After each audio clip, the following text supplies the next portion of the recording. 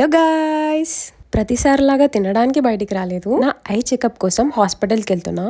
దారిలోనే మన బల్కంపేట ఉంటుందని తెలిసి దర్శనం చేసుకుందాం అని చెప్పి లోపలికి వచ్చి చూసేసరికి ఫుల్ రష్.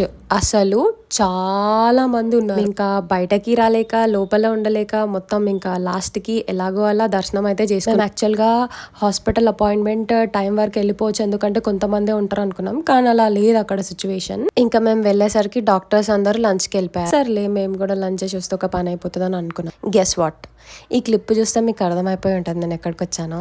ఎస్ బవాచికి వచ్చిన. ఇక్కడ కూడా సేమ్ చాలా రష్ ఉంది. ఎట్లనో అట్లా సీట్ అయితే దొరికింది. ఇంకా మన బిర్యానీ వచ్చే వరకు ఈ థమ్స్ అప్ లేపేసా. అమ్మయ్య, లాస్ట్ కి అయితే మన బిర్యానీ అయితే వచ్చింది. ఇంకా టేస్ట్ గురించి అయితే చెప్పాల్సిన అవసరం లేదు, ఎందుకంటే సూపర్ ఉంటది. ఇంకా మళ్ళా హాస్పిటల్ కి స్టార్ట్ అయిపోయినాం. ఇంకా బిర్యానీ తిన్నాక హాస్పిటల్లో ఫుల్ నిద్ర వచ్చింది. ఇంకా ఒక కాఫీ తాగినా. ఇంకా నేను మా డాడీ అక్కడ వెయిట్ చేయలేక కాసేపు ఆడుకున్నాం.